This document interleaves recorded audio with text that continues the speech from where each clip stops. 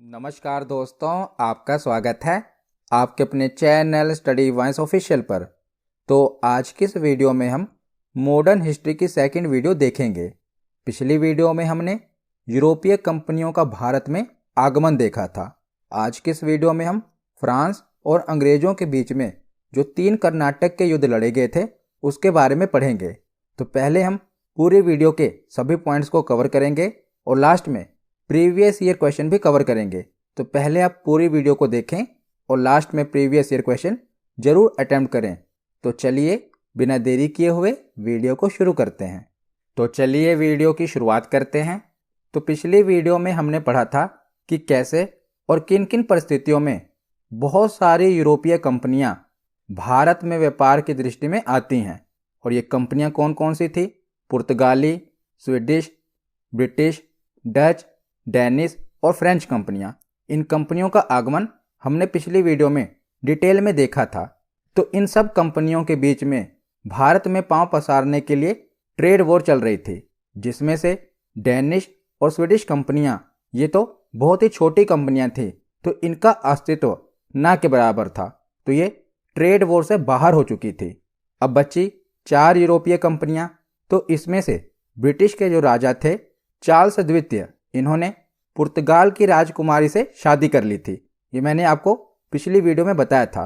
तो इनके बीच में तो यानी कि पुर्तगाली और ब्रिटिश के बीच में तो वैवाहिक संबंध बन गए थे। तो अब बची 3 कंपनियां, ब्रिटिश, डच और फ्रांस।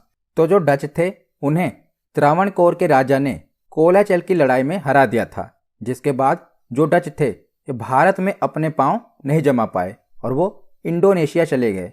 तो अब बचे ब्रिटिश और फ्रांस। तो अब ये दोनों कंपनियां भारत के अलग अलग क्षेत्रों पर कब्जा करने के लिए रणनीति बनाने लगे। तो भारत के राजनीतिक एवं आंतरिक मामलों में अब ये हस्तक्षेप करने लग गए थे। तो इन्हीं सब कारणों की वजह से इन दोनों के बीच में आगे चलकर 3 कर्नाटक के युद्ध देखने को मिलते हैं। तो इन्हीं तीनों कर्नाटक के युद्ध के बारे में आज की इस वीडियो में हम पढ़ेंगे। तो वीडियो में आगे बढ़ने से पहले मैं आपको एक बात क्लियर कर देता हूं। तो कर्नाटक का युद्ध सुनकर आपको लग रहा होगा कि जो भारत का कर्नाटक वाला राज्य है यहीं पर ये तीनों युद्ध लड़े गए होंगे, इसीलिए से कर्नाटक का युद्ध कहते हैं। पर नहीं, तो पहले भारत में जो ये वाला कोरोमंडल तट वाला क्षेत्र है ना, इसे कार्नेटिक रीजन कहा जाता था। ये वाला जो क्षेत्र है इसे कार्नेटिक कहा जाता था। सी से कार्नेटिक, वैसे कर्नाटक तो के से है, पर हिंदी में इसका उच्चारण यानी कि कार्नेटिक का उच्चारण कर्नाटक कर दिया गया, जिस कारण इसे कर्नाटक का युद्ध कहा जाने लगा। पर इंग्लिश में इसे कार्नेटिक कहते हैं, CARNATIC, कार्नेटिक वॉर। तो 3 कार्नेटिक वॉर हुए थे। पहला कार्नेटिक वॉर 1746 में शुरू हुआ था और 1748 में खत्म हुआ था। दूसरा कार्नेटिक वॉर 1749 से लेकर 1754 ईस्वी तक हुआ था। तीसरा कार्नेटिक वॉर 1756 से लेकर 1763 तक चला था। तो 3 कार्नेटिक वॉर हुए थे, याद रखिएगा। तो अब हम एक एक करके तीनों कार्नेटिक वॉर के बारे में पढ़ते हैं। हिंदी में हम इसे कर्नाटक का युद्ध कहते हैं। तो अब हम एक एक करके तीनों कर्नाटक के युद्ध देखते हैं। तो सबसे पहले हम प्रथम कर्नाटक का युद्ध देखते हैं और इसका कारण देखते हैं कि आखिर क्यों प्रथम कर्नाटक का युद्ध हुआ था। तो इस युद्ध का कारण कोई भारत में उत्पन्न स्थिति नहीं थी, बल्कि भारत से हजारों किलोमीटर दूर यूरोप में ही कुछ ऐसी स्थितियां उत्पन्न हो गई थी जिनका प्रभाव भारत में आई अंग्रेजी और फ्रांसीसी कंपनियों पर भी पड़ा था। और इन दोनों के बीच में भारत में प्रथम कर्नाटक युद्ध हुआ था। तो कारण क्या था? तो ऑस्ट्रिया, जो कि यूरोपीय क्षेत्र के अंतर्गत एक देश था, जहां पर उत्तराधिकार बनने के लिए ब्रिटेन और फ्रांस के बीच में संघर्ष चल रहा था। और इसी संघर्ष के चलते भारत में भी इन दोनों देशों के बीच युद्ध लड़ा गया था। तो ऑस्ट्रिया में उत्तराधिकार का युद्ध चल रहा था और यही युद्ध भारत में फ्रांस और ब्रिटेन के बीच में भी देखने को मिलता है। तो प्रथम कर्नाटक युद्ध का कारण क्या था? ऑस्ट्रिया का उत्तराधिकार। तो 18वीं शताब्दी तक कोरोमंडल तट की भूमि को ही कर्नाटक के नाम से जाना जाता था, यानी कि कर्नाटक के नाम से जाना जाता था। और यह हैदराबाद के निजाम के अधीन एक प्रांत था और यहाँ के प्रांतपति को नवाब कहा जाता था। तो सर्वप्रथम 1746 ईस्वी में क्या होता है कि बार्नेट के नेतृत्व में अंग्रेजी जलबेड़े ने कुछ फ्रांसीसी जलपोतों को पकड़कर अपने कब्जे में कर लिया था। तो हमने देखा था कि यूरोप में ऑस्ट्रिया के उत्तराधिकार के लिए फ्रांस और अंग्रेजों के बीच में भारत में संघर्ष चला था। तो इसी संघर्ष में क्या होता है कि जो अंग्रेज होते हैं ये फ्रांसीसियों के जलपोत यानी कि समुद्री जहाज पर कब्जा कर लेते हैं। तो ये दोनों ही व्यापारी कंपनियां, और व्यापार किससे होता था? समुद्री जहाज़ों से होता था। तो किसी भी कंपनी के अगर समुद्री जहाज़ों को पकड़ लिया जाए तो ये बहुत ही बड़ा कारण था युद्ध के लिए। तो यहीं से भारत में युद्ध की शुरुआत होती है, प्रथम कर्नाटक युद्ध के। तो उसके बाद क्या होता है कि डुप्ले जो कि फ्रांसीसी गवर्नर था, इसने क्या किया?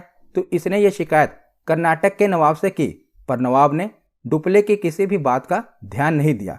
उसके बाद क्या हुआ कि डुप्ले ने अंग्रेजों से बदला लेना चाहा, और उसने क्या किया कि अंग्रेजों की बस्ती मद्रास पर घेरा डाल लिया, यानी कि मद्रास को अपने कब्जे में कर लिया। उसके बाद क्या होता है कि नवाब जो कि कर्नाटक का नवाब होता है वो डुप्ले को मद्रास से हटने के लिए कहता है, क्योंकि जो डुप्ले था ना, इसने नवाब को कहा था कि मैं अंग्रेजों को मद्रास से हटा दूंगा और मद्रास आपके कब्जे में दे दूंगा। पर डुप्ले ने मद्रास को जीतने के बाद नवाब को उसका कब्जा नहीं दिया, यानी कि उसने नवाब को मद्रास नहीं दिया। उसके बाद क्या होता है कि नवाब ने डुप्ले को मद्रास से हटने के लिए कहा, लेकिन डुप्ले नहीं माना। तो परिणाम स्वरूप क्या होता है कि नवाब और फ्रांसीसियों के बीच में युद्ध की घोषणा हो जाती है, और फिर एक सैंथोम का युद्ध होता है। और सैंथोम का युद्ध 1748 ईस्वी में कर्नाटक के नवाब और फ्रांसीसियों के बीच में लड़ा गया, और इस युद्ध में फ्रांसीसी ही जीते थे, यानी कि कर्नाटक के नवाब की हार हुई थी। तब कर्नाटक के नवाब को पता चला था कि ये जो यूरोपीय कंपनियां हैं ये बहुत ही शक्तिशाली हैं, क्योंकि वो पहले इनको बहुत ही हल्के में ले रहा था। तब इनको पता चला कि जो ये यूरोपीय कंपनियां हैं बहुत ही शक्तिशाली हैं। तो उसके बाद क्या होता है कि 1748 ईस्वी में यूरोप में एक्स-ला शैपेल की संधि होती है, और उत्तराधिकार का जो युद्ध हो रहा था ऑस्ट्रिया में उसका अंत हो जाता है। और इस संधि के द्वारा जो कर्नाटक में भी प्रथम युद्ध चल रहा था उसका भी अंत हो जाता है। तो याद रखिएगा इस युद्ध का कारण क्या था? ऑस्ट्रिया का उत्तराधिकारी। और इसका अंत कब हुआ, यानी कि किस संधि से हुआ? तो एक्स-ला शैपेल की संधि से कर्नाटक का प्रथम युद्ध समाप्त हुआ था। ये एग्जाम में पूछा गया है। तो इस संधि की शर्तें क्या थी? तो इस संधि की शर्तों के तहत मद्रास को अंग्रेजों को वापस सौंप दिया गया। फ्रांसीसियों ने मद्रास पर कब्जा कर लिया था ना, तो इस संधि के तहत फ्रांसीसियों ने मद्रास को अंग्रेजों को लौटा दिया, और अंग्रेजों ने भी उत्तरी अमेरिका के कुछ क्षेत्रों पर कब्जा किया था जो कि फ्रांसीसियों के अधीन थे, वो अंग्रेजों ने फ्रांसीसियों को लौटा दिए थे। तो प्रथम कर्नाटक युद्ध का कारण ऑस्ट्रिया का उत्तराधिकारी, और इसकी संधि कौन सी है जिसके तहत ये युद्ध खत्म हुआ? एक्स-ला शैपेल की संधि। उसके बाद अब हम आगे देखते हैं द्वितीय कर्नाटक युद्ध। तो द्वितीय कर्नाटक युद्ध को समझने से पहले मैं आपको ये डायग्राम समझा देता हूँ, ताकि आपको आगे की पूरी कहानी आसानी से समझ आए, क्योंकि जो द्वितीय कर्नाटक युद्ध हुआ था ना बहुत ही कंफ्यूजिंग है। पर अगर आप ये पूरे डायग्राम को समझ लेंगे तो द्वितीय कर्नाटक युद्ध आपको आसानी से समझ आएगा। तो अब हम द्वितीय कर्नाटक युद्ध का कारण देख लेते हैं। तो जब भी किसी राजा की मृत्यु होती है तो वो अपनी मृत्यु से पहले ही अपना उत्तराधिकारी चुन लेता है। पर कभी कभी क्या होता है कि राजा की मृत्यु के बाद भी उत्तराधिकारी बनने के लिए उसके पुत्रों या रिश्तेदारों के बीच में संघर्ष देखने को मिलता है। तो ऐसे ही कुछ स्थितियां भारत के हैदराबाद और कर्नाटक में उस समय बन गई थी जब फ्रांसीसी और अंग्रेजी कंपनियां भारत में अपना विस्तार कर रही थी। तो जब हैदराबाद और कर्नाटक के बीच में उत्तराधिकार के लिए संघर्ष चल रहा था, तब अंग्रेजी और फ्रांसीसी कंपनी अपने अपने हितों को देखते हुए अलग अलग पक्ष को अपना समर्थन दिया, और फिर दोनों ही पक्षों में युद्ध देखने को मिलता है। तो देखिए, हैदराबाद और कर्नाटक के बीच में उत्तराधिकार का संघर्ष चल रहा था। तो हैदराबाद में दो लोगों के बीच में नवाब बनने के लिए संघर्ष चल रहा था। एक थे नासिर जंग और दूसरे थे मुजफ्फर जंग। तो नासिर जंग और मुजफ्फर जंग के बीच में हैदराबाद के नवाब बनने के लिए संघर्ष चल रहा था, और कर्नाटक में भी दो लोगों के बीच संघर्ष चल रहा था, अनवरुद्दीन और चंदा साहब। तो जो ब्रिटिश गवर्नर लॉर्ड क्लाइव था वो चाहता था कि हैदराबाद का शासक नासिर जंग और कर्नाटक का शासक अनवरुद्दीन बने। तो क्लाइव नासिर जंग और अनवरुद्दीन के साथ था। वहीं पर फ्रांसीसी गवर्नर डुप्ले मुजफ्फर जंग और चंदा साहब के साथ था। तो एक टीम बन गई क्लाइव, नासिर जंग और अनवरुद्दीन की, और दूसरी टीम बन गई डुप्ले, मुजफ्फर जंग और चंदा साहब की। तो इन्हीं दोनों टीमों के बीच में दूसरा कर्नाटक का युद्ध हमें देखने को मिलता है। तो आशा करता हूं आपको इस डायग्राम से समझ आ गया होगा। अब हम आगे की कहानी देखते हैं। तो जैसा कि हमने पढ़ा कि हैदराबाद और कर्नाटक इन दोनों ही क्षेत्रों में उत्तराधिकार के लिए संघर्ष शुरू हुआ और अंग्रेजी और फ्रांसीसी कंपनी ने अपने अपने हितों को देखते हुए अलग अलग पक्ष का समर्थन दिया और फिर दोनों ही पक्षों के बीच में युद्ध शुरू हो गया। तो इस युद्ध का मुख्य कारण दोनों कंपनियों का भारतीय राजनीति में हस्तक्षेप रहा। तो 1748 में क्या होता है कि हैदराबाद के निजाम आसफ जाह की मृत्यु हो जाती है। तो आसफ जाह की मृत्यु के बाद उनके उत्तराधिकार के लिए संघर्ष शुरू हो जाता है। किसके किसके बीच में? नासिर जंग और मुजफ्फर जंग के बीच में। तो निजाम उल मुल्क की मृत्यु के बाद इनका पुत्र नासिर जंग हैदराबाद का निजाम बना। पर इसी समय नासिर जंग का एक भांजा मुजफ्फर जंग ने भी निजाम पद के लिए दावेदारी प्रस्तुत की। तो हैदराबाद के निजाम के लिए नासिर जंग और मुजफ्फर जंग के बीच में संघर्ष चल रहा था। इसी समय क्या होता है कि 1748 में मराठों ने चंदा साहब को भी रिहा कर दिया। तो मराठाओं के ऊपर मैंने 3 वीडियो में डिटेल में पढ़ाया हुआ है। अगर आप मध्यकालीन भारत की प्लेलिस्ट में जाएंगे तो वहाँ पर आपको तीनों वीडियो मिल जाएंगी, तो वहाँ पर आप पढ़ लेना। तो इसी समय क्या होता है कि 1748 में मराठाओं ने चंदा साहब को रिहा कर दिया। तो चंदा साहब ने कर्नाटक में अपने उत्तराधिकार की मांग की। उस समय जो कर्नाटक के शासक थे वो अनवरुद्दीन थे। पर जब चंदा साहब रिहा हुए तो वो कर्नाटक का नवाब बनना चाहते थे। तो हैदराबाद में नासिर जंग और मुजफ्फर जंग के बीच में संघर्ष चला और कर्नाटक में अनवरुद्दीन और चंदा साहब के बीच में संघर्ष देखने को मिलता है। तो इसी बीच में क्या होता है कि जैसा कि हमने पढ़ा था कि सर्वप्रथम डुप्ले ने निजाम पद के लिए मुजफ्फर जंग और नवाब पद के लिए चंदा साहब का साथ दिया। तो मुजफ्फर जंग, चंदा साहब और डुप्ले की संयुक्त सेनाओं ने 1749 में कर्नाटक पर आक्रमण कर दिया और इसी को अंबूर की लड़ाई कहा जाता है। तो ये लड़ाई किसने लड़ी थी? डुप्ले की टीम ने, यानी कि डुप्ले, मुजफ्फर जंग और चंदा साहब ने। तो इसका परिणाम क्या होता है? तो डुप्ले की टीम ने अनवरुद्दीन को हरा दिया। तो अनवरुद्दीन को हराने के बाद कर्नाटक का नवाब किसे बना दिया गया? चंदा साहब को बना दिया गया। तो अनवरुद्दीन का पत्ता तो कट गया। तो उसके बाद क्या होता है? अनवरुद्दीन के हारने के बाद जो उसका पुत्र होता है, जो कि उसका उत्तराधिकारी होता है, मोहम्मद अली, ये भागकर तिरुचिरापल्ली चला जाता है और तिरुचिरापल्ली में शरण ले लेता है। तो फ्रांसीसियों के बढ़ते हुए प्रभाव को देखकर अंग्रेज भी शांत नहीं रहे। उन्होंने निजाम पद के लिए नासिर जंग और कर्नाटक के नवाब पद के लिए मोहम्मद अली का समर्थन किया। तो जो अंग्रेज थे वो हैदराबाद में तो नासिर जंग का समर्थन कर रहे थे, पर कर्नाटक में अनवरुद्दीन का समर्थन कर रहे थे। पर अनवरुद्दीन को तो अब मार दिया गया था, उसकी जगह चंदा साहब को कर्नाटक का शासक बना दिया गया था। तो अंग्रेज क्या चाह रहे थे कि जो अनवरुद्दीन का बेटा है मोहम्मद अली, अंग्रेज उसका समर्थन करने लग गए। तो उसके बाद आगे क्या होता है? तो 1750 ईस्वी में नासिर जंग अंग्रेजों के सहयोग से कर्नाटक पर आक्रमण कर देता है। तो जो अंग्रेजों की टीम होती है ये डुप्ले की टीम से युद्ध कर देती है और डुप्ले की टीम को हरा भी देती है। पर उसी बीच में क्या हो जाता है कि जो नासिर जंग होता है ये अंग्रेजों की टीम में होता है। तो नासिर जंग की सेना क्या कर देती है? विद्रोह कर देती है और इसी विद्रोह में नासिर जंग की हत्या कर दी गई। तो इसका लाभ अब कौन उठाएगा? तो डुप्ले की टीम उठाएगी। तो फ्रांसीसियों ने इसका लाभ उठाया और मुजफ्फर जंग को हैदराबाद का निजाम घोषित कर दिया। तो देखिए, अंग्रेजों की टीम यानी कि नासिर जंग जीत रहा था, पर नासिर जंग की जो सेना होती है वो विद्रोह कर देती है, जिसके बीच में क्या होता है? नासिर जंग की हत्या हो जाती है। तो जो डुप्ले वाली टीम होती है वो इस बात का फायदा उठा लेती है। तो नासिर जंग की हत्या हो जाती है तो बचा मुजफ्फर जंग। तो मुजफ्फर जंग को अगला नवाब बना दिया जाता है हैदराबाद का। तो इधर बन गया मुजफ्फर जंग और कर्नाटक का बन गया चंदा साहब। तो उसके बाद आगे क्या होता है? तो आगे 1752 ईस्वी में क्लाइव, जो कि अगला अंग्रेजी गवर्नर होता है, इसने अर्काट पर आक्रमण कर दिया और चंदा साहब के पुत्र राजा साहब के नेतृत्व वाली सेना को पराजित कर दिया। तो देखिए, तो चंदा साहब जो कि डुप्ले की टीम में था, तो क्लाइव ने क्या किया? चंदा साहब के पुत्र राजा साहब के नेतृत्व वाली सेना को हरा दिया और अर्काट पर अधिकार कर लिया।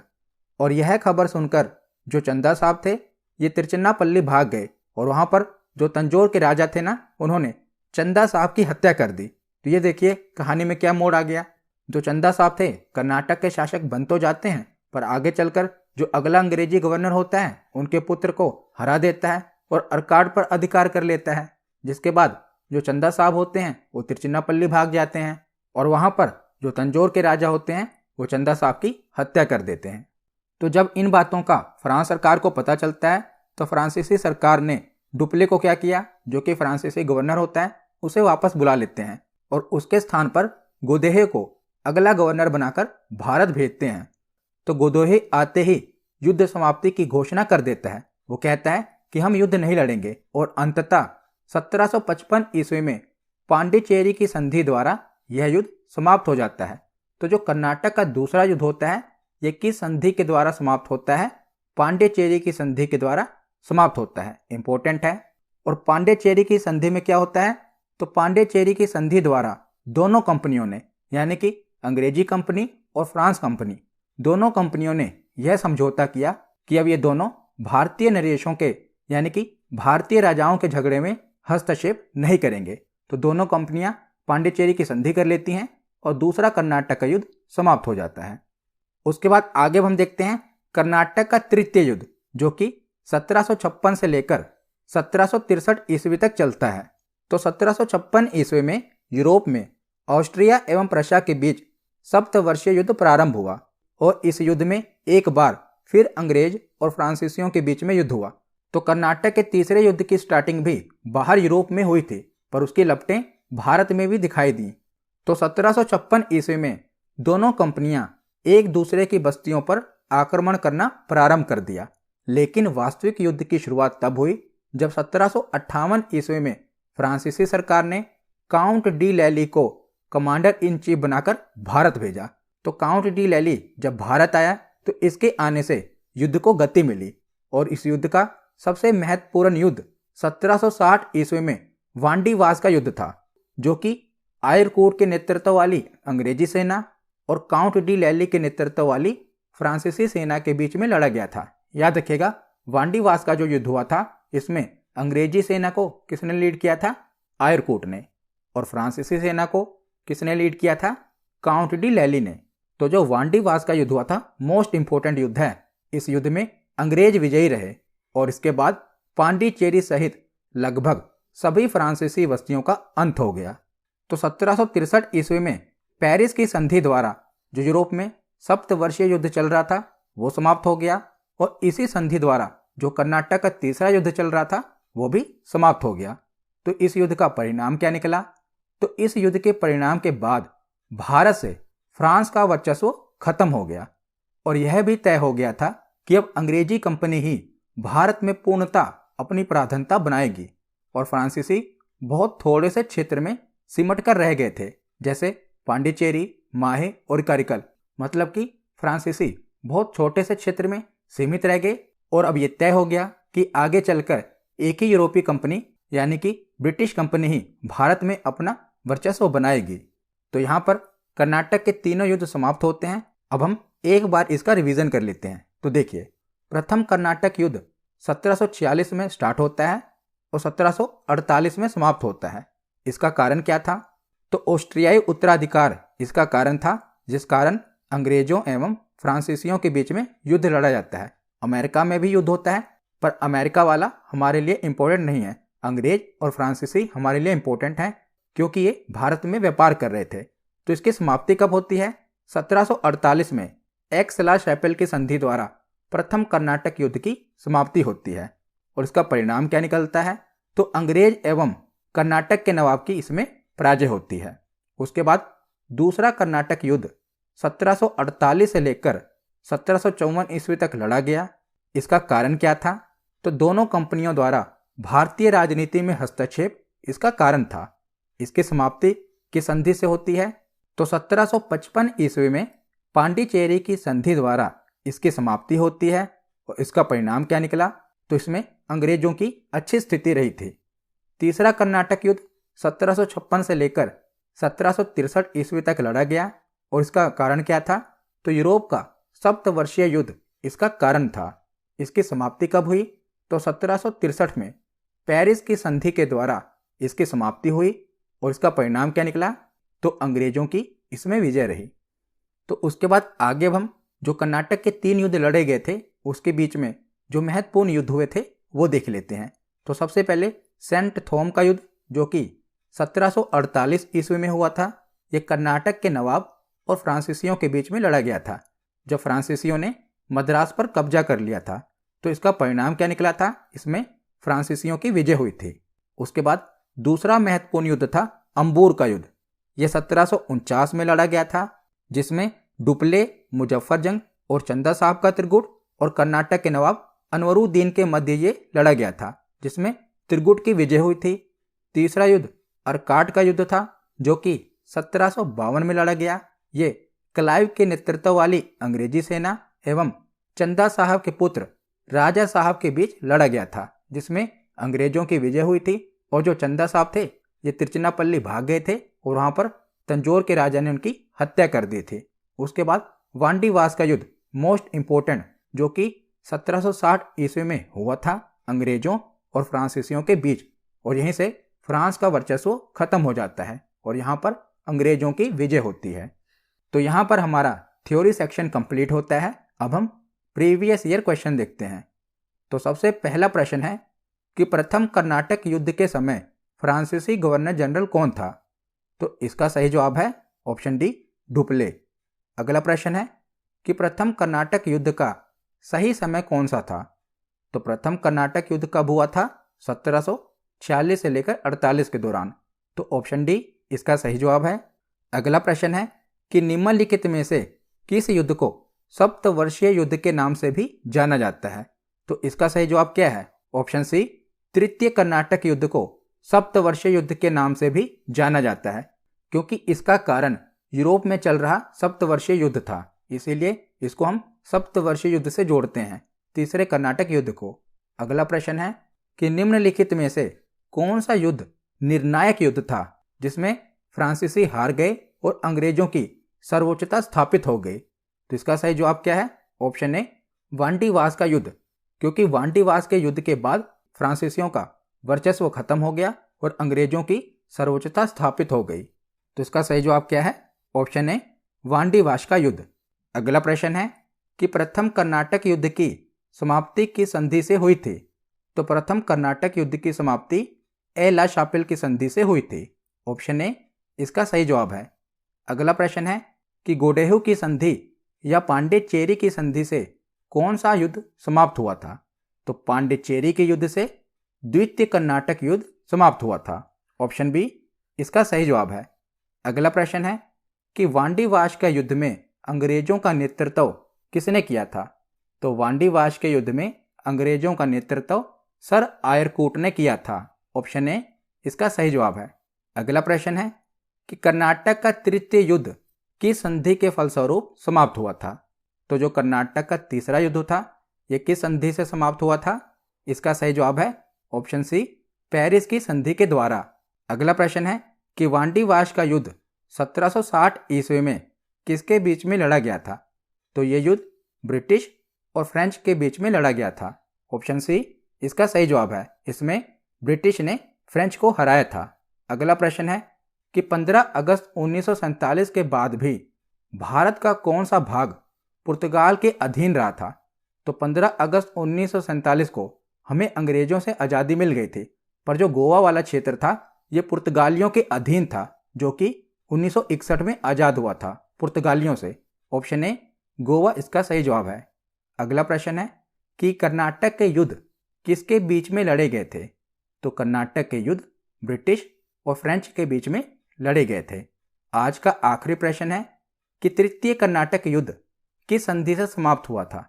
तो जो तीसरा कर्नाटक का युद्ध है ये पेरिस की संधि से समाप्त हुआ था।